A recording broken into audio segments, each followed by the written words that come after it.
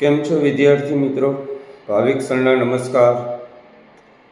હવે આજે થોડી મારે તમને સેક્શન એની વાત કરવી છે કે ભાઈ સેક્શન એની અંદર તમે લોકો કેવી રીતે વાંચશો અને તૈયારી કરશો. અને એના કરતાં મહત્ત્વનું એ છે કે તમારી પાસે બોર્ડની અંદર જ્યારે પેપર આવશે ત્યારે સૌથી પહેલાં તમારી નજર સેક્શન એ ઉપર જ જવાની છે અને નેચરલી કે ભાઈ એની અંદર તમારે કઈ રીતે લખવું.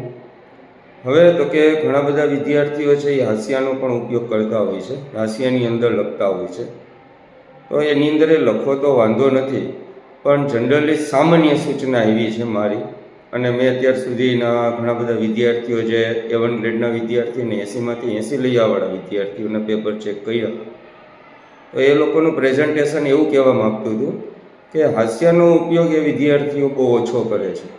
એટલે કે હાસ્યાની બહાર તમારો જે જવાબ આવતો હોય તો કે જવાબ નંબર 1, પછી એની અંદર તમારો MCQનો જે જવાબ આવતો હોય B, અને બીની અંદર આવતું હોય કેટેનેશન, તો એ કેટેનેશન એ રીતે લખો, B પછી ડેશ કરી અને કેટેનેશન, પછી એક લીટી છોડી દો જરૂર પડે તો. હું તો કહું છોડી જ દો, કંઈ વાંધો નહીં, સપ્લી આપશે જ.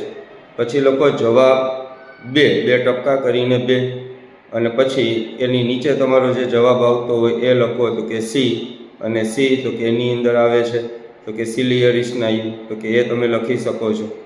તો આ રીતના જવાબ લખવાનો તમે પ્રયત્ન કરો. હાસ્યનો ઉપયોગ બને ત્યાં સુધી ટાળો. એટલે કે સેક્શન એની અંદર હાસ્યને અડીને જવાબ 1, જવાબ 2, જવાબ 3 એ રીતે લખો, પણ હાસ્યની બહાર. હવે સેક્શન B ચાલુ થાય છે તો મોટા અક્ષર ઉપર લખો વિભાગ B. બોક્સ બનાવી નાખો સિમ્પલ પેન્સિલથી, બોર્ડ ડિઝાઇનો ન કરવાની હોય, ડ્રોઈંગનું પેપર નથી.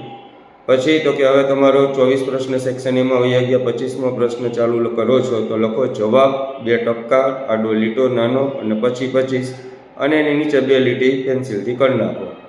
બસ પૂરું થઈ ગયું. અને પછી જવાબ લખવાનો શરૂ કરી દો, સેન્ટરમાં લખો. પછી જવાબ પૂરો થઈ ગયો તો એકાદી લીટી છોડી દો, અને પછી તો કે જવાબ નંબર 26 નીચે 2 પેન્સિલથી લીટી કરી અને જવાબ લખવાનો ચાલુ કરી દો. તો આ બધાને અનુકૂળ રહેશે. અને ખાસ કરીને પેપરનો ક્રમ બદલતા નહીં. હજી કહું છું, ક્વેશ્ચન પેપરનો ક્રમ બદલતા નહીં, તમારો ક્રમ ચાલશે નહીં. છતાં હજી વધુ માહિતી હું તમને નેક્સ્ટ વિડીયોની અંદર આપીશ.